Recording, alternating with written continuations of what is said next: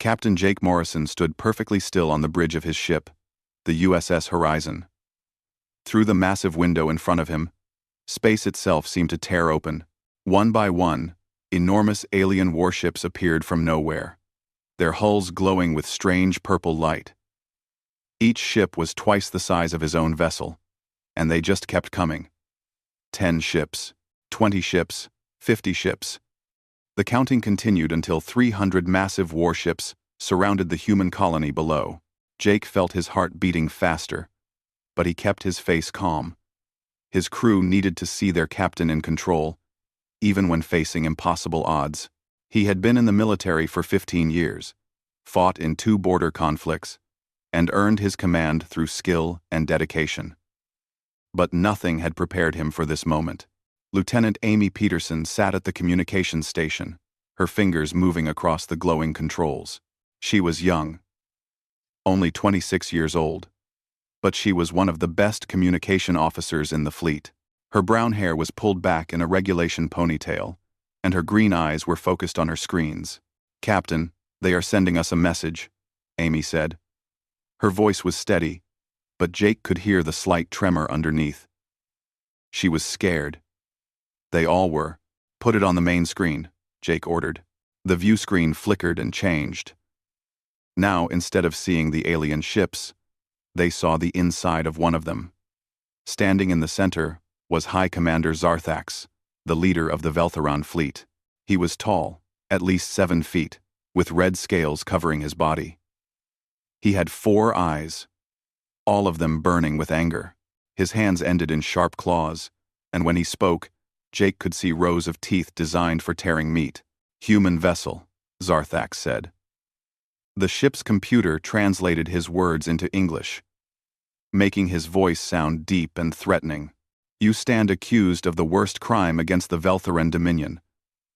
Your people have violated our most sacred space. You flew your ships through the holy orbital path around our home world. This is an insult that cannot be forgiven. Your colony below will be destroyed. Your ships will be destroyed. And your species will learn that disrespecting the Veltheran people has consequences." Jake took a deep breath. 2 weeks ago, a human trade ship called the Merchant Star had made a terrible mistake.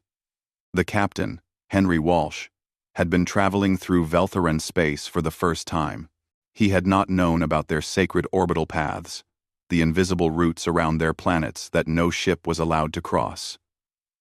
Henry had flown right through one of these paths, while taking a shortcut to a trading station.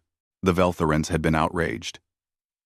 They had sent warnings to Earth Command, demanding punishment for the violation.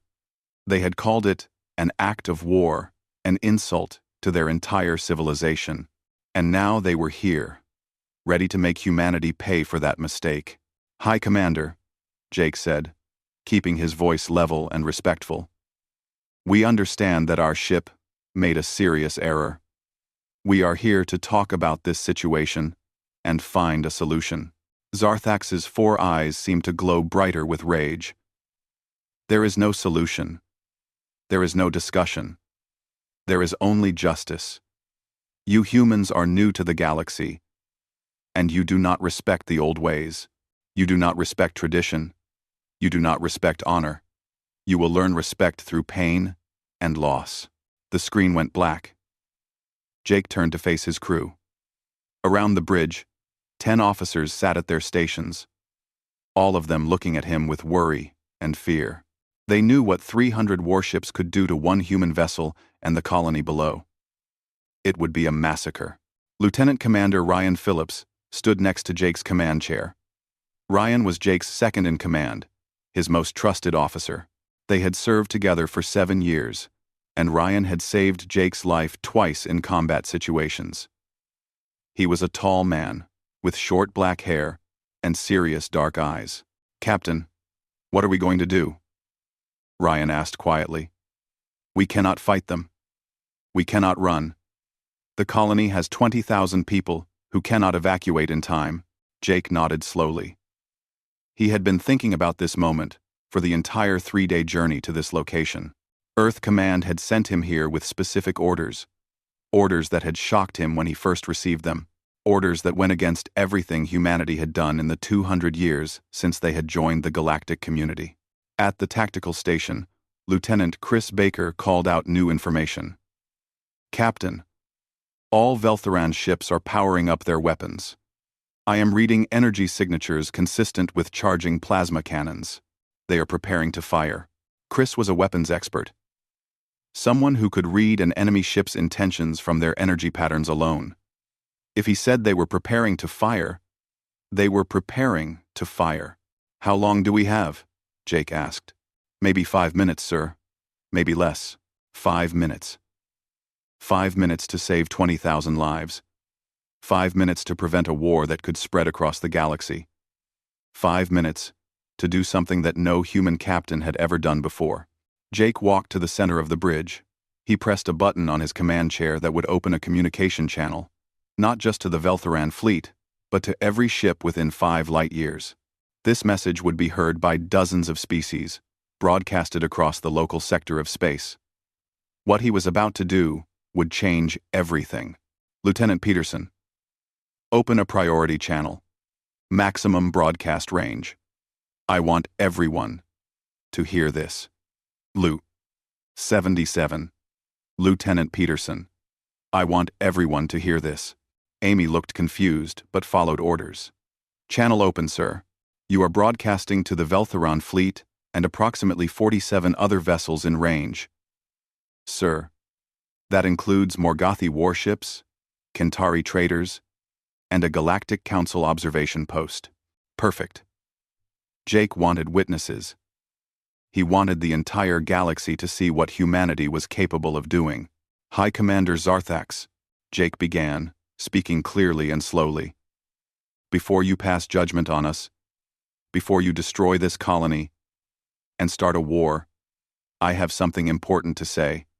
Something that must be said. On the Veltheran flagship, Zarthax was preparing to give the order to fire. His claw was hovering over the control that would send the signal to all 300 ships. But when he heard the human captain's voice, something made him pause. The human race owes the Veltheran Dominion an apology, Jake said. High Commander Zarthax stood frozen at his command station. His claw, which had been ready to press the firing button, now hung in the air. Around him, his bridge crew stared at their screens in confusion. The translation system must have made an error. Humans did not apologize. Everyone in the galaxy knew this simple fact. Repeat your last statement, Zarthax demanded, his voice sharp. Our translation system may have malfunctioned. The human captain's face appeared on the screen again. Jake Morrison looked directly at the camera, and his expression showed no fear. But it also showed no pride or defiance. Instead, there was something else in his eyes. Something that looked almost like sadness. High Commander, you heard correctly, Jake said. We apologize. The human race apologizes to the Veltheran Dominion. Sincerely and without reservation. Captain Henry Walsh violated your sacred orbital path. He flew his ship through space that your people consider holy. This was wrong. We were wrong. Zarthax felt confusion spreading through his mind. In his 300 years of life, serving 200 of those years in the military, he had seen many species beg for mercy. He had watched civilizations offer treasure, hostages, and territory to avoid destruction. But never, not even once, had he seen a species simply admit they were wrong. At the science station of the Veltheran flagship, Officer Valera spoke carefully. High Commander, I am scanning the human vessel. Their weapon systems are powered down. Their shields are at minimum strength. They have made themselves completely defenseless. Zarthax turned his 4 eyes to look at her. What? The human ship could not defend itself even if we fired a single shot, Valera confirmed. They have disabled their own protection systems. This made no sense. Why would a species facing destruction remove their only means of defense? It went against every survival instinct in nature. On the human ship, Ryan Phillips leaned close to his captain and whispered, Sir, The crew is wondering why we powered down our weapons. If they attack, we will not be able to fight back. Jake kept his eyes on the view screen. That is exactly the point, Ryan. An apology means nothing if you are still threatening the person you wronged. We hurt them. They have the right to be angry. We cannot ask for forgiveness while pointing guns at them. Ryan nodded slowly, understanding the logic even though it felt dangerous. Around the bridge, the other crew members listened to their captain's words. Some looked scared. Others looked proud. All of them understood they were witnessing something historic. Across the galaxy, on dozens of different ships, crews watched the broadcast in amazement. The transmission was spreading fast, carried by automatic relay systems from ship to ship. Within minutes, hundreds of vessels would receive the signal. Within hours, thousands. On a Morgothi battlecruiser called Eternal Honor, Commander Vex Thor watched the human captain with intense interest. The Morgothi were a warrior species, covered in blue scales and standing over 8 feet tall. They had fought a brutal 3-year war with humanity 15 years ago. That war had ended with no winner. Just exhaustion on both sides. Replay that section. Vex Thor ordered his communication officer. The recording played again. Jake Morrison's voice filled the bridge. He flew his ship through space that your people consider holy. This was wrong. We were wrong. And Vex Thor's scales changed color slightly, turning a darker blue. This was a sign of deep thought among his people. During our entire war with humanity, did they ever admit fault for anything? His second officer, a younger warrior named Krath, answered immediately. No, Commander. They fought for every centimeter of space. They disputed every casualty count. They apologized for nothing. They claimed every action was justified, and now they apologize to the Velthorans. Vex Thor said quietly. Why? Perhaps, Krath suggested.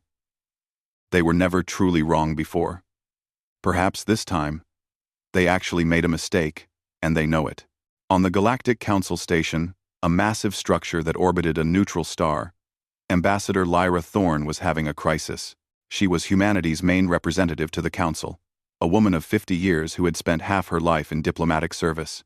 Her office communication system was overloaded with incoming messages from other species ambassadors, all demanding to know what was happening. Ambassador Thorne, said the Zentari representative through the video link. The Zentari looked like floating jellyfish with translucent bodies that glowed with soft light. Explain this immediately. Is this a human trick? Some kind of strategy? Lyra took a deep breath. Ambassador Kelnara, this is no trick. Captain Morrison is acting on direct orders from Earth Command. After the incident with the Merchant Star, our government studied Velthoran culture extensively. We learned how serious this violation was. We decided that an apology was the only appropriate response. But humans do not apologize, Kelnara insisted. This is documented. Your species has psychological profiles that mark you as prideful and stubborn. You would rather fight than admit error. Lyra felt a strange mix of shame and pride rising in her chest. Perhaps we have been too prideful. Perhaps it is time humanity learned a different way. Back at the confrontation, High Commander Zarthax was having a heated discussion with his senior officers. The holographic communication system allowed his 12 ship commanders to appear in his command chamber, their scaled forms glowing with blue light. The law is absolutely clear, said Commander Kreeth, one of the younger and more aggressive officers. Sacred space was violated. The punishment is death. Their words do not change the facts of what happened. But these are not ordinary words, argued Valera. I have been monitoring the human crew's biological signs. Their stress levels are high, yes, but I am also detecting genuine emotional distress. The patterns match what we would call remorse or guilt. They truly feel bad about what happened. Elder Commander Vorthak, the oldest member of the fleet at 400 years old, spoke in his deep, rumbling voice. "In all my years of service, I have seen 47 species punished for violating our customs. How many of those species apologized?" The chamber fell silent. Finally, Kreth answered. "None, Elder Commander." "Correct," Vorthak continued. "They begged. They offered us money and resources. They tried to negotiate. But not one of them simply said they were sorry. Not one admitted they were wrong." Zarthax felt the weight of his decision pressing down on him. The law said he should destroy the human colony. Tradition demanded it. But something had changed in the sit 3 days earlier. Jake had sat in a secure communication room on Earth, talking to Admiral Betty Franklin through a video screen. The Admiral was a tough woman in her 60s, with gray hair cut short and eyes that had seen too many battles. She had been reviewing his mission orders. "Let me make sure I understand what you are asking for, Captain," the Admiral had said, her voice serious. "You want permission to apologize to the Veltherons. To make humanity look weak in front of the entire galaxy." Jake had leaned forward in his chair. "With respect, Admiral, I do not think apologizing makes us look weak. We made a mistake. Captain Walsh did not know about their sacred paths, but ignorance is not an excuse. We should have done better research before sending ships through their space. We were wrong, and we should say so." Admiral Franklin had been quiet for a long moment. "Do you know what our reputation is worth out there, Jake? Humans do not back down. That reputation keeps us safe. It makes other species think twice before threatening us. If we start apologizing, what message does that send? It sends the message that we are mature enough to admit when we are wrong." Jake had answered. "Admiral, we talk about being the good guys. We talk about showing the galaxy a better way to do things. But how can we claim moral authority if we are too proud to say we are sorry when we hurt someone?" The Admiral had rubbed her tired eyes. "You understand that some species will see this as weakness? They will think humans have gone soft. Let them think that," Jake had said firmly. "The species who matter, the ones worth having as allies, they will see it differently. They will see strength, real strength, the kind that comes from being honest about your mistakes." Admiral Franklin had stared at him through the screen for what felt like forever.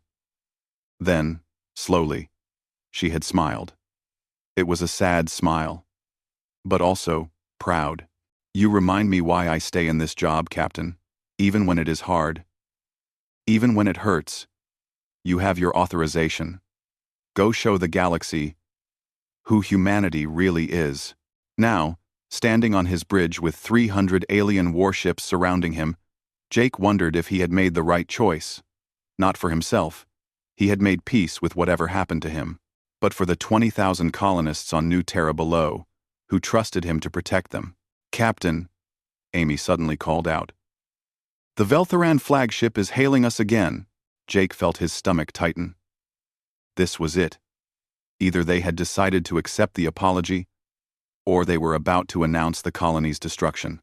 "Put it on screen, Lieutenant." High Commander Zarthax appeared again. But something was different about him now.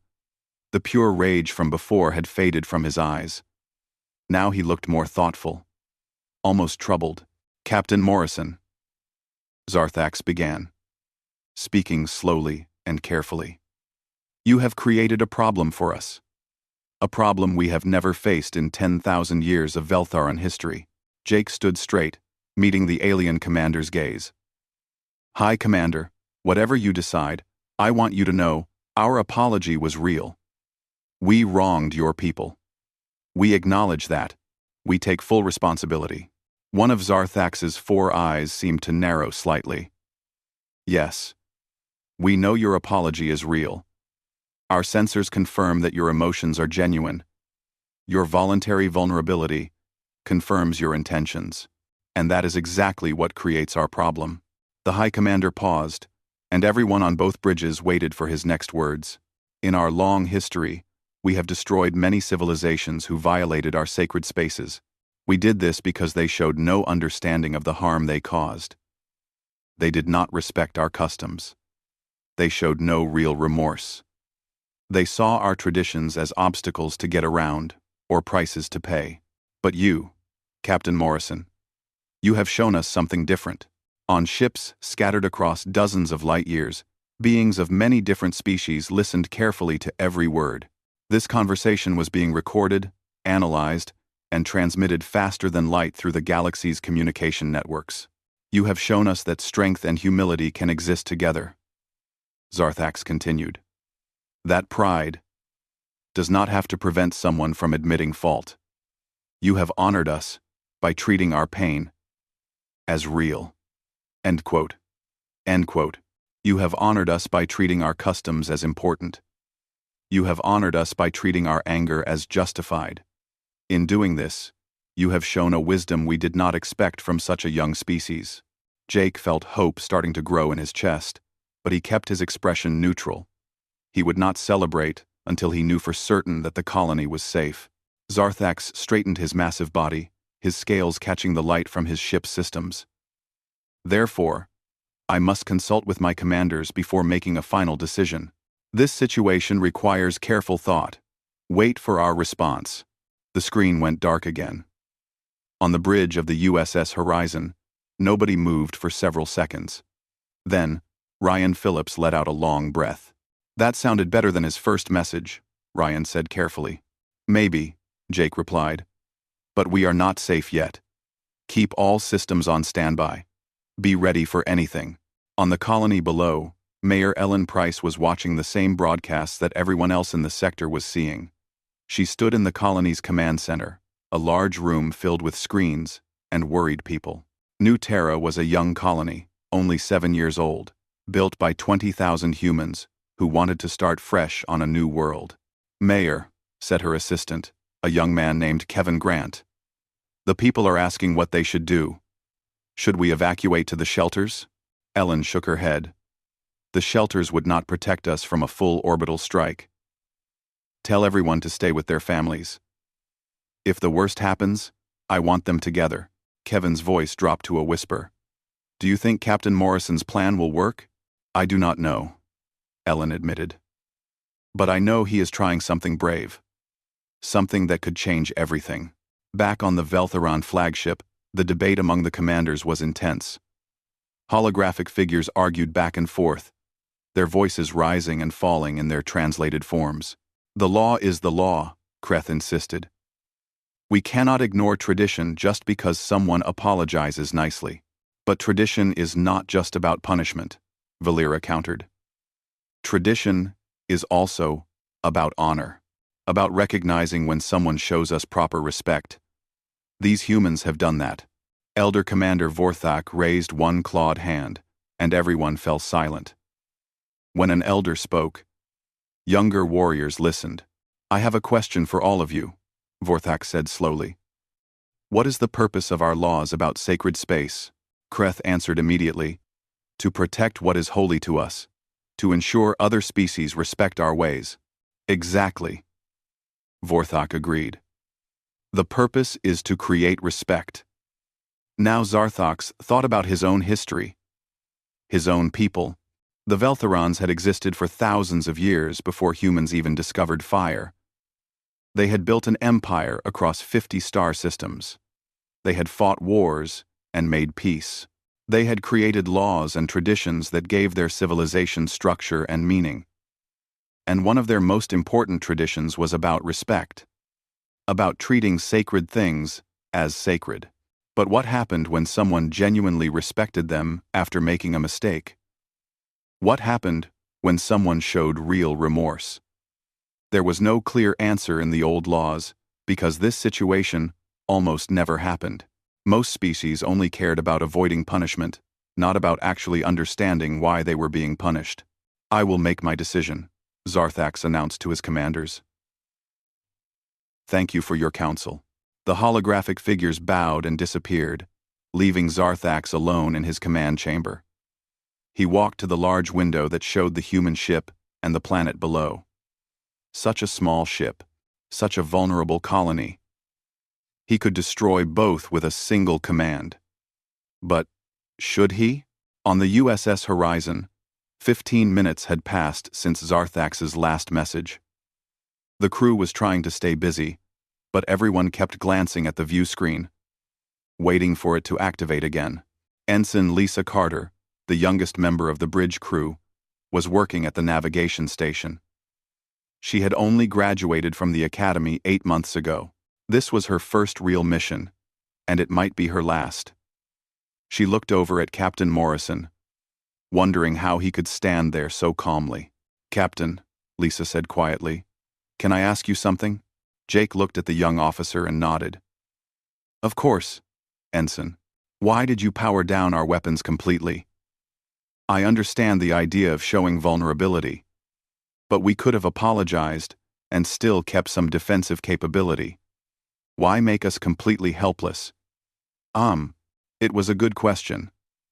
One that several other crew members clearly wanted answered based on how they turned to listen. Jake considered his words carefully. "Because half measures do not work in situations like this," Jake explained. "If we kept our weapons ready, the Veltharans would see that we were still preparing to fight. They would think our apology was just a tactic, a way to lower their guard. By making ourselves truly vulnerable, we show them that we trust them to be honorable. We show them that we believe they are capable of mercy." "But what if they are not?" Lisa asked. "What if they kill us anyway?" Jake smiled sadly. "Then we die knowing we did the right thing. We die knowing we tried to solve this with honesty instead of violence. That matters, Ensign. That matters more than most people realize." Ryan Phillips spoke up from his position. "The captain is right. If we die here, at least we die with honor. And more importantly, we die having shown the galaxy what humanity is capable of. Other species will remember this. They will remember that we were brave enough to admit our mistakes." Across the galaxy, the effects of the broadcast were spreading. On a trading station called Port Geneva, hundreds of beings from different species gathered around viewing screens.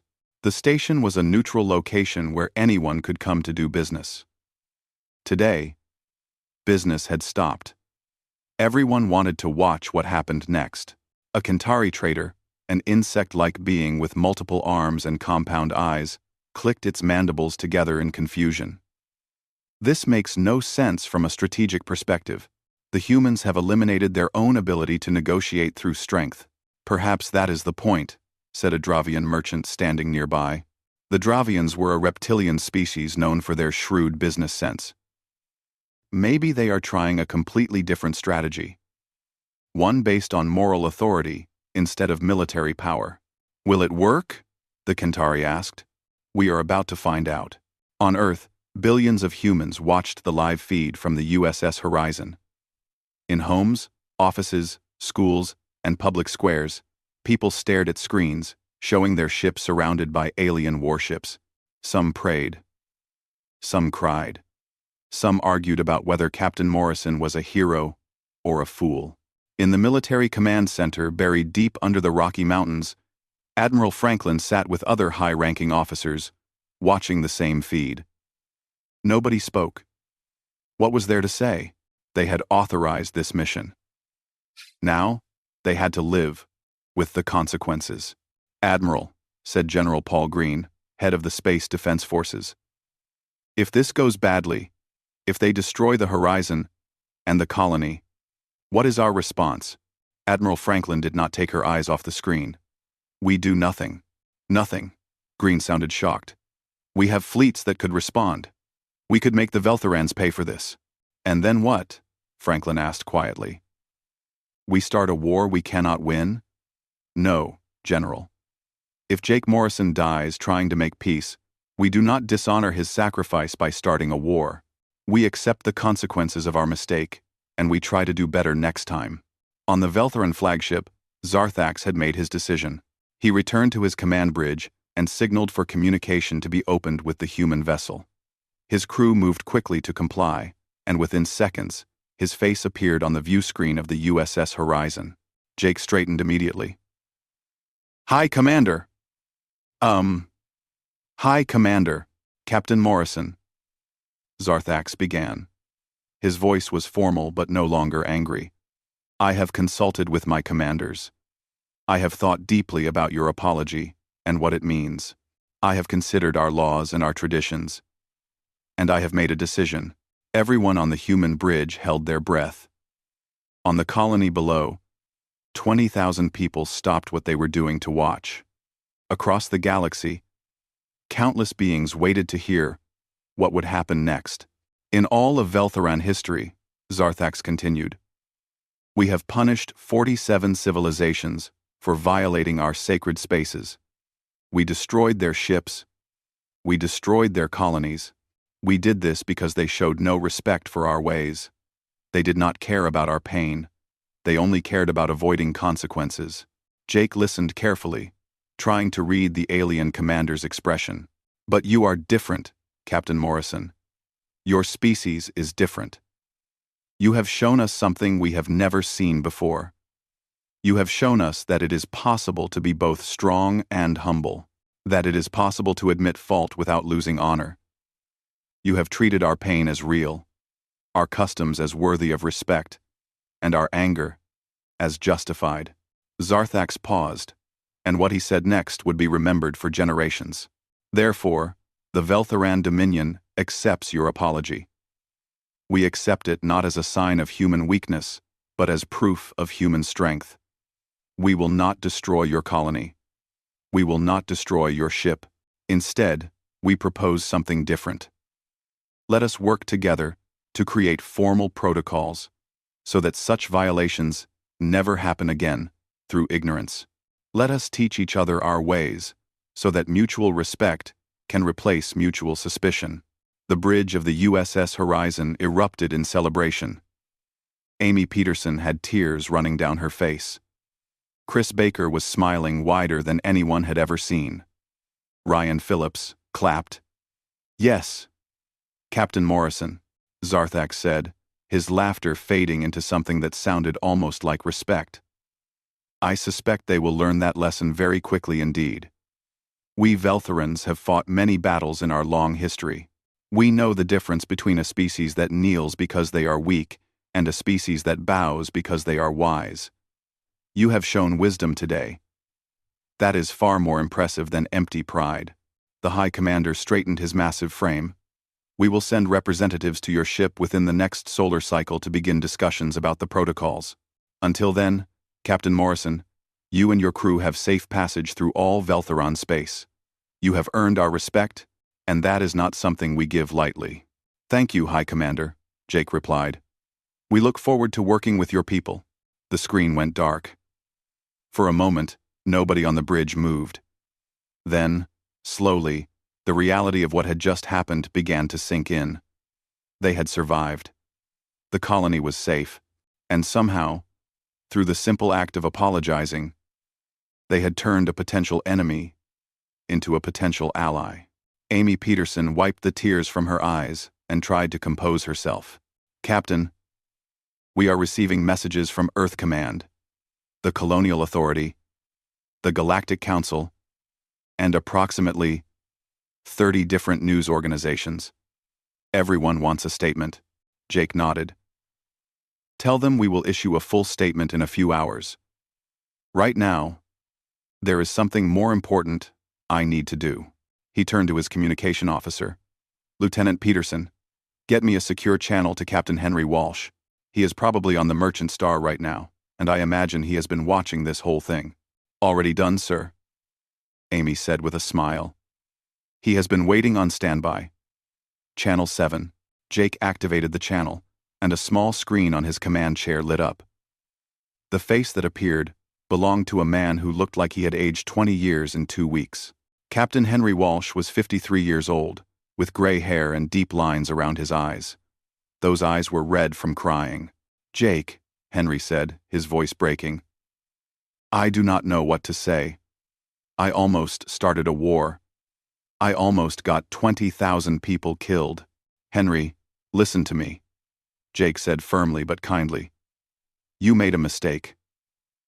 You did not know about the Veltheran sacred paths because our database did not have complete information about their customs. That is a failure of our entire system, not just you. We owned the mistake. We apologized, and now we move forward. That is what we do. But I should have been more careful, Henry insisted. I should have done more research before flying through their space. Yes, you should have, Jake agreed. And now you will. And now every other human captain will too. Because we are going to work with the Veltharans to make sure this never happens again. Your mistake became the reason we created something better. That is not something to be ashamed of. Henry closed his eyes and took a deep breath. When he opened them again, he looked a little more like his old self. Thank you, Jake. For understanding. For not throwing me under the transport to save yourself. We are all in this together, Henry. That is what it means to be human. We make mistakes together, we own them together, and we fix them together. After ending the call, Jake turned to face his crew. They were all watching him, waiting for orders. He smiled at them, feeling proud of every single person on his bridge. All right, people. Let us set course for New Terra. I believe there is a rather large celebration planetside that we are invited to. Lieutenant Carter, take us down. Nice and easy. Lisa Carter felt a surge of pride as she took control of the ship. Yes, sir. Taking us down to the colony. As the USS Horizon began its descent toward New Terra, Jake allowed himself a moment to feel the weight lifting from his shoulders. They had gambled everything on a simple idea. That admitting fault was not weakness but strength. That vulnerability could be more powerful than any weapon. And somehow, against all odds, it had worked. On the planet below, the celebration was already beginning. The moment the Veltharan fleet started to disperse, people had poured into the streets. They hugged each other, cried with relief, and thanked whatever gods they believed in for their survival. Mayor Ellen Price stood in the colony's central square, watching the USS Horizon descend through the atmosphere. Kevin, she said to her assistant, make sure the landing pad is clear and ready. And get a message to every restaurant and bar in the colony. Tonight, drinks are on the government. These people deserve to celebrate. Kevin grinned. Already done, Mayor. Also, Captain Morrison is going to need to give a speech when he lands. The whole colony wants to thank him. Ellen nodded. Then we will let them. That man just saved all our lives by doing something nobody thought humans could do. He deserves all the thanks we can give. Across the galaxy, the reaction to the Veltharan decision was spreading like wildfire. On the Morgothi battlecruiser, Commander Vex Thor sat in his private quarters, composing a message to his government. The message would recommend opening formal peace treaty negotiations with humanity. If the humans can show this kind of wisdom, Vex Thor wrote, then perhaps our old conflicts are truly in the past. Perhaps it is time to work with them instead of against them. They have shown today that they are capable of growth, of change, of putting aside pride for the greater good. These are qualities worthy of respect and alliance. On the Galactic Council station, Ambassador Lyra Thorne was conducting damage control. Not because anything had gone wrong, but because everything had gone right in a way that nobody expected.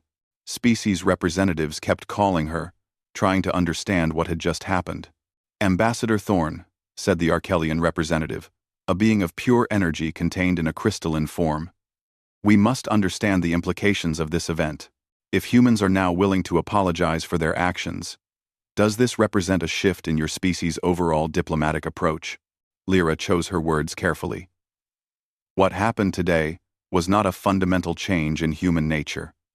We are still who we have always been, but perhaps we are learning to be better versions of ourselves. We are learning that strength and humility can coexist.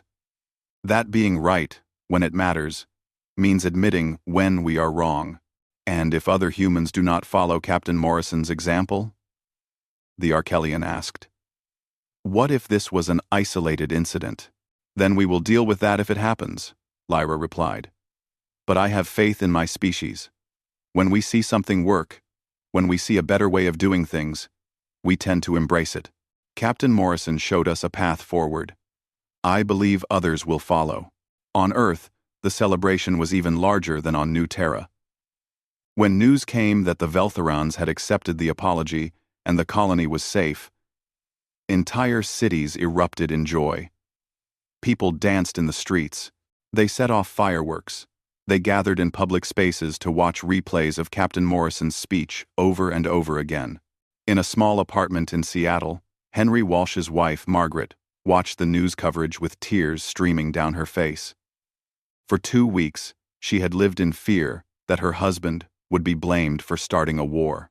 Now, because of Jake Morrison's actions, Henry was being called a victim of circumstance rather than a criminal. The burden of guilt that had been crushing both of them was finally lifting. In the military command center, Admiral Franklin sat back in her chair and allowed herself a rare smile.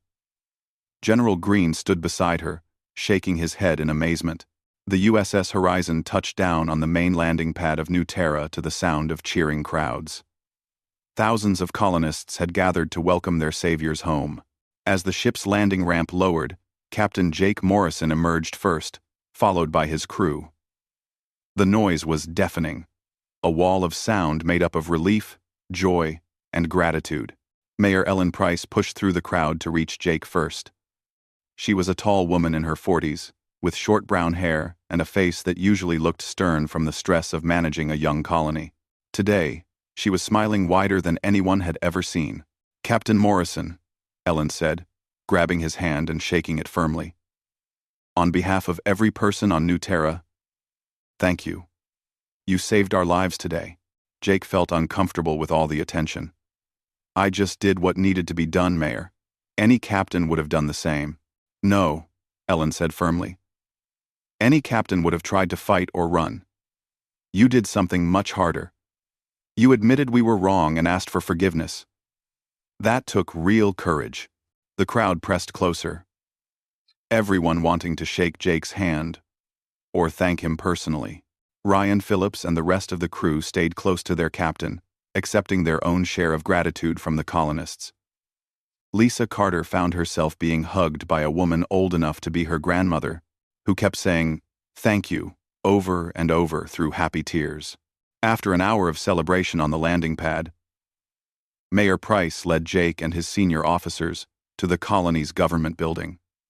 Inside, a more formal reception was waiting.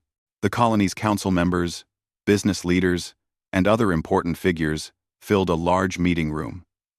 Someone had even prepared food and drinks, though nobody had much appetite after the stress of the day. "Captain Morrison," Ellen said once everyone had settled down somewhat, "I know you are tired, but the people need to hear from you. Would you be willing to say a few words?" Tane 50, Jake nodded and stood up. The room fell silent immediately. He looked around at all the faces, watching him expectantly. These were the people he had saved. These were the lives that had hung in the balance while he gambled on the power of a simple apology. "I am not good at speeches," Jake began honestly. "I am a soldier, not a politician. But I want you all to understand something important about what happened today. We did not win a victory. We did not defeat an enemy. What we did was much simpler than that. We told the truth. We told the truth." He paused, gathering his thoughts. Captain Henry Walsh made a mistake. He flew through space that the Veltherans consider sacred. He did not mean to insult them, but he did. And when we realized what had happened, we had a choice. We could make excuses. We could try to justify the action. We could threaten them back. Or we could simply admit that we were wrong. "But why did admitting fault work?" asked a man in the crowd. A colonist named Peter Yang, who ran one of the farming operations. "I thought aliens only respected strength." "They do respect strength," Jake answered. "But real strength is not about never making mistakes. Real strength is about having the courage to admit when you do make them." The Veltherans are an old civilization with deep traditions. They value honor above almost everything else. When we apologized, we showed them that we understood the concept of honor. We showed them that we valued their pain and their customs. That mattered more to them than any show of military force could have. A woman near the back spoke up. But what if they had rejected the apology? What if they had killed us all, anyway? Jake nodded slowly. That was a possibility. A real one. But I believed that most intelligent species, when faced with genuine remorse, will choose mercy over vengeance. Not always, but often enough. You bet our lives too, someone else pointed out, not angrily, but as a statement of fact. Yes, Jake admitted. I did. And I will have to live with that responsibility for the rest of my life. If I had been wrong, if the Veltharans had destroyed the colony, that would have been on me. That weight would have been mine to carry. But I looked at all the options we had, and apologizing was the only one that had any chance of ending this without massive loss of life. Fighting would have gotten us all killed. Running would have condemned the colony. At least with an apology, we had a chance. Mayor Price stood up beside him. And you gave us more than a chance, Captain. You gave us a future. You showed the entire galaxy that humanity is capable of wisdom, not just warfare. That legacy will last far longer than any of us. Over the next few hours, the celebration spread throughout the entire colony. The bars and restaurants filled with people laughing, drinking, and sharing their relief. Children who had been too young to fully understand the danger played in the streets while their parents watched with grateful tears in their eyes. It felt like a holiday, a day when everyone remembered how precious life was and how close they had come to losing it. On the USS Horizon, Amy Peterson sat in the crew lounge with several other junior officers. They were exhausted but too excited to sleep. The events of the day kept replaying in their minds. I cannot believe it actually worked, said Ensign Carter, sipping from a cup of coffee. When the captain powered down our weapons, I thought we were all dead for sure. So did I, Amy admitted. But looking back, I understand why he did it. If we had kept our guns ready, the whole apology would have seemed fake, like we were just buying time to prepare for battle. Chris Baker, the tactical officer, joined them with his own drink. You know what the crazy thing is? This is probably going to change everything. Not just for us, but for the whole galaxy. Other species are going to start wondering if maybe they should try apologizing sometimes instead of always fighting. Do you really think so? Lisa asked. I know so, Chris replied. I have been monitoring the communication channels. Every species in the sector is talking about what we did. Some think we are weak, but more of them think we are smart. The Morgothi have already sent a message proposing peace talks. The Kentari want to expand trade. Even the Dravians, who usually do not care about anything except profit, are saying positive things about human integrity. Far away, on the Veltharan homeworld, High Commander Zarthax stood in the sacred temple overlooking the orbital path that had been violated. He had come here to meditate, to think about the decision he had made.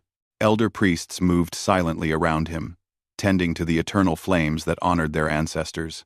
You are troubled, Commander, said High Priest Thalnor, approaching slowly. The priest was ancient. His scales faded to almost white with age. I am considering the implications of my choice, Zarthax admitted. I broke with tradition today. I showed mercy to those who violated our sacred space. You did not break with tradition, Thalnor corrected gently.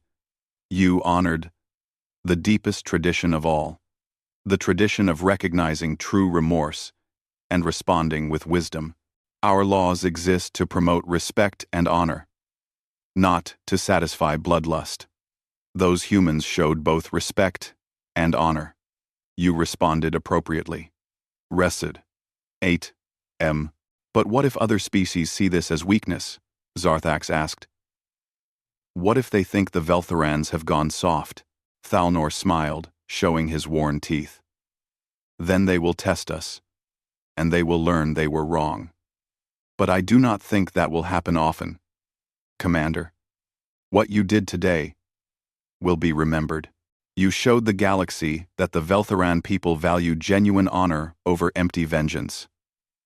That is strength, not weakness. Zarthax felt some of his doubt fading. The human captain impressed me. I have fought many battles, faced many enemies, but I have rarely met someone willing to be so vulnerable, in pursuit of peace. Perhaps these humans are going to surprise us all, Thalnor suggested. They are young, yes, impulsive, and sometimes foolish. But they also have the capacity for growth, for learning, for becoming better than they were. That is a rare quality in any species. Back on New Terra, the celebration continued into the night. Jake Morrison finally managed to escape the crowds and found himself standing alone on a balcony overlooking the colony. The buildings were still new, their walls gleaming in the light from the 3 moons that orbited the planet. In the distance, he could see the dark shapes of forests that humans had not yet explored. Ryan Phillips found him there, holding 2 bottles of beer. He handed one to Jake without saying anything. They stood together in comfortable silence for a while, just looking at the view. "Do you think we really changed something today?" Ryan finally asked. Jake took a drink before answering. "I think we started something. Whether it becomes a real change depends on what happens next. If other captains follow this example, if humanity keeps being willing to admit fault when we are wrong, then yes, we changed something important. And if we go back to our old ways, if this was just a one-time thing, then it was still worth doing," Jake said firmly. "We saved 20,000 lives today. We prevented a war. We showed at least one alien species that humans can be trusted to do the right thing, even when it is hard. That is enough. That is more than enough." Ryan nodded slowly. "Admiral Franklin sent a message. She wants to promote you, make you an admiral yourself, put you in charge of diplomatic first contact missions." Jake laughed. "Of course she does. What did you tell her?" "I told her to ask you herself." "But Jake, you should consider it. You are good at this. Today proved that." "Maybe," Jake said. "Let me think about it. Right now, I just want to enjoy the fact that we are all still alive." They stood there for a while longer, watching the colony celebrate below. Eventually, more crew members found their way to the balcony, and soon there was a small party happening. They told stories, laughed about the moments of tension, and toasted their survival. "I did not think it would work," Green admitted. "I thought we were sending Morrison on a suicide mission."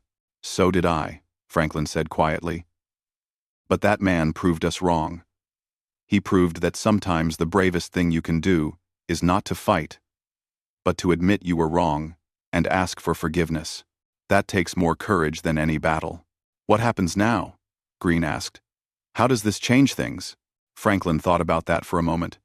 "Everything changes, Paul. Everything. We just showed the galaxy that humanity is mature enough to admit our mistakes. That makes us different from almost every other species out there. Some will see it as weakness and try to take advantage. But the smart ones, the ones worth having as allies, they will see it as strength. They will see us as partners worth working with." His captain on the shoulder. Even the normally quiet Lisa Carter let out a cheer. But Jake remained focused on the screen. "High Commander Zarthax, we accept your proposal with gratitude and deep relief.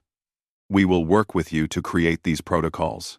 We will make sure this never happens again." Zarthax inclined his head in what looked like a bow. "There is one more thing, Captain. Your apology was broadcast widely. By now, most of the major powers in this sector have heard it. Some will see it as weakness. Some will think humanity has become soft." Jake smiled slightly. "Let them think whatever they want, High Commander. We know who we are. We are the species that fights when fighting is right, and apologizes when apology is right.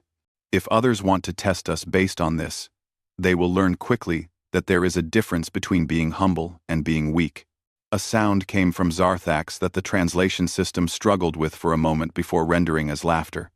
It was a deep, rumbling sound that seemed to shake the speakers. "Tell me, if we destroy this human colony, will we have more respect or less respect?" From humanity? The question hung in the air. Finally, Valera answered. Less, Elder Commander. They will fear us. Yes, but they will also hate us. They apologized, admitted their fault, made themselves vulnerable. If we kill them anyway, we will look cruel.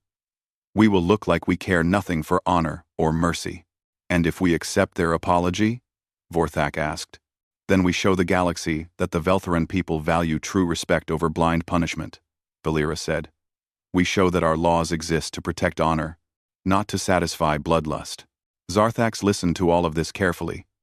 He was the commander, the one who would make the final choice. The weight of it felt heavier than anything he had ever carried. To Uation. These humans were showing him something he had never seen before. They were showing respect by admitting their mistake. They were showing honor by making themselves vulnerable. On the USS Horizon, the waiting was almost unbearable. Minutes passed slowly. Amy Peterson kept her hands busy checking communication frequencies, but her mind was racing with worry. Chris Baker watched his tactical display, tracking the energy levels of the Veltheran weapons. They were still charged and ready to fire. How long has it been? Jake asked quietly. Ryan checked his display. 7 minutes since you sent the message, sir. 7 minutes of silence from the Veltheran fleet. 7 minutes of not knowing if they would live or die. Jake thought about the conversation he had with Admiral Betty Franklin before leaving Earth for this mission. On the bridge of the USS Horizon, the crew froze. On the Veltheran flagship, every officer stopped what they were doing. On 47 other ships scattered across nearby space, crews turned to their communication systems in shock. Humans did not apologize. This was known throughout the galaxy.